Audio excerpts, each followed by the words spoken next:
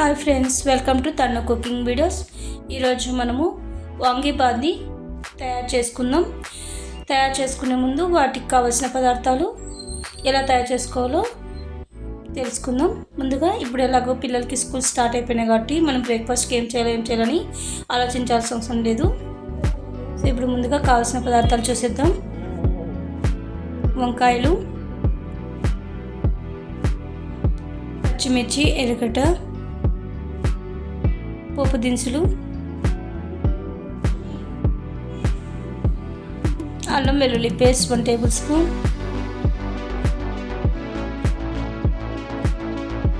వాంగీబాత్ మసాలా, కొత్తిమీర, పసుపు 1/2 చెంచా, ఒక నిమ్మకాయ సైజ్ అంతా చింతపండు, కొద్దిగా బెల్లం, కరివేపాకు, ఎండుమిర్చి.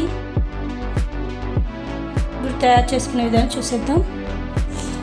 ముందుగా ఒక గిన్నెలో ఉప్పు ప్లస్ పసుపు వేసుకొని ఆ నీళ్ళలోకి ముందుగా మనం వంకాయలన్నింటినీ ఇలా నేను వీడియోలో చూపిస్తున్న విధంగా స్లైసెస్ లాగా కట్ చేసుకొని మనము సాల్ట్ వేసుకున్నాం కదా, వాటర్ దాంట్లోకి వేసేసుకోవాలి.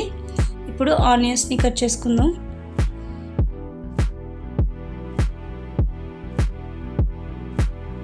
అలాగే 2 నుండి 3 పచ్చిమిర్చి కట్ చేసి పెట్టుకుందాం. ఇప్పుడు చింతపండుని నానబెట్టుకున్నాం కదా వేడి నీళ్ళు వేసి, ఇప్పుడు మొత్తం అంతా చింతపండుని గుజ్జు తీసి పక్కన పెట్టేసుకుందాం. ఇప్పుడు ఒక బాణీని పెట్టుకొని ఆయిల్ హీట్ అయిన తర్వాత పోపు దినుసులన్నీ వేసేసుకోవాలి. అవి కొద్దిగా ఫ్రై అయిన తర్వాత జీలకర్ర ఆవాలు వేసేసుకొని, అలాగే ఒట్టిమిరపకాయలు, కట్ చేసి పెట్టుకున్న 2-3 పచ్చిమిర్చి చీలికలు, కట్ చేసుకున్న ఒక ఆనియన్,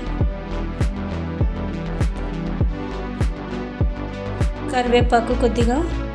మనం ఫస్ట్ కరివేపాకు వేసామంటే మనకి నూనె అంతా చిట్లేస్తుంది, అందుకనేసి నేను పచ్చిమిర్చి ఆనియన్స్ వేసిన తర్వాత కరివేపాకు వేసాను. మీరు కూడా అలాగే వేసేసుకోండి. ఇవి కొద్దిగా వేగిన తర్వాత అల్లం వెల్లుల్లి పేస్ట్ వేసుకోవాలి. అల్లం వెల్లుల్లి పేస్ట్ కొద్దిగా పచ్చి వాసన పోయేంత వరకు ఫ్రై చేసుకొని, ముందుగా కట్ చేసి పెట్టుకున్నాం కదా వంకాయలన్నింటినీ వేసేసుకొని బాగా మగ్గనివ్వాలన్నమాట.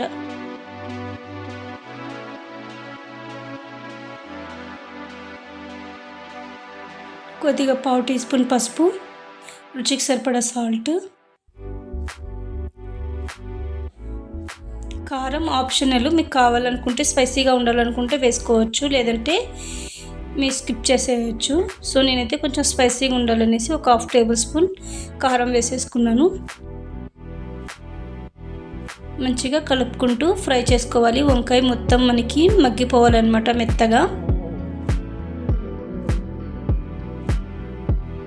అందులోకి ముందుగా చింతపండు గుజ్జు తీసి పెట్టుకున్నాం కదా, వాటిని కూడా వేసేసుకొని కొద్దిగా బెల్లం ఎందుకంటే మనం చింతపండు వేస్తున్నాం కాబట్టి మనకి పులుపు అనిపించుకోకుండా కొద్దిగా బెల్లం మీకు నచ్చితే వేసుకోవచ్చు, లేదంటే దీన్ని కూడా స్కిప్ చేసేయచ్చు బెల్లం కూడా.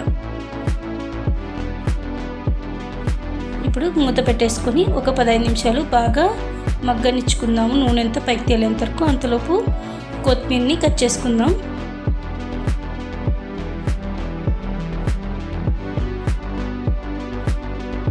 చూడండి, నూనె అంతా పైకి తేలిపోయింది కదా. వంకాయ కూడా బాగా మెత్తగా ఉడికిపోయిందనమాట. మనకి చింతపండు గుజ్జు వేసినప్పుడే మనకి ఆల్రెడీ సగం వంకాయ అంతా మగ్గిపోయి ఉంటుంది ఆయిల్లోనే. చింతపండు గుజ్జుతో పాటు కొద్దిగా ఉడికితే టేస్ట్గా ఉంటుందన్నమాట. ఎందుకంటే ఆ వంకాయ కూడా మసాలా అంతా మొత్తం అబ్జర్వ్ చేసుకుంటుంది. సో తినేటప్పుడు టేస్టీగా ఉంటుందంట. ఇప్పుడు వాంగీబాత్ పౌడరు, ఇది ఇంట్లో అయినా చేసుకోవచ్చు, లేదంటే బయట మనకి షాపుల్లో కూడా దొరుకుతుంది, కిరాణా షాపుల్లో. సో చూడండి, చివరిగా ఇలా రెడీ అయిపోయింది. ఇక్కడ నేను చూపిస్తున్న మసాలా 2 పావుల అన్నానికి కరెక్ట్గా సరిపోతుందన్నమాట. నేను చూపించిండేది నేను ముందుగానే అన్నం చేసి చల్లార్చుకొని పెట్టుకున్నాను. చూడండి, ఫ్రై అయిపోయింది, ఆయిల్ అంతా పైకి వచ్చేసింది కదా. ఇప్పుడు దీనిలోకి రైస్ అంతా వేసేసుకొని కలిపేసుకుందాం.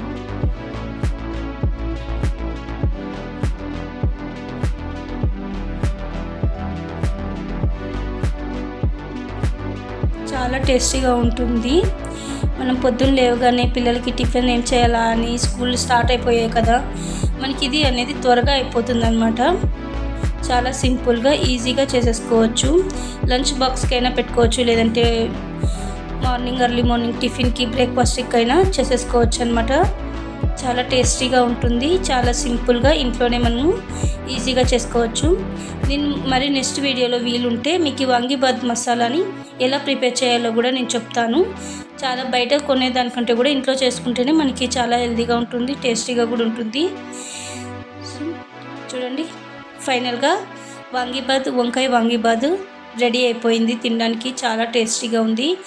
తప్పకుండా నేను చూపించిన ఇంగ్రీడియంట్స్తో మీరు ట్రై చేయండి. అలాగే మీకు ఎలా వచ్చిందో నాకు కామెంట్ రూపంలో మర్చిపోకుండా చెప్పండి. అలాగే చాలామంది వీడియోస్ అయితే చూస్తున్నారు, సో ఎవరు లైక్ చేసి షేర్ చేయట్లేదు, అలాగే సబ్స్క్రైబ్ కూడా చేయట్లేదు. ప్లీజ్ నా ఛానల్ని సబ్స్క్రైబ్ చేసుకోండి. సబ్స్క్రైబ్ చేయడం వల్ల ఏమంటే నేను ఏ వీడియో పెట్టినా కూడా మీకు వెంటనే వచ్చేస్తుంది అనమాట. So please subscribe my channel.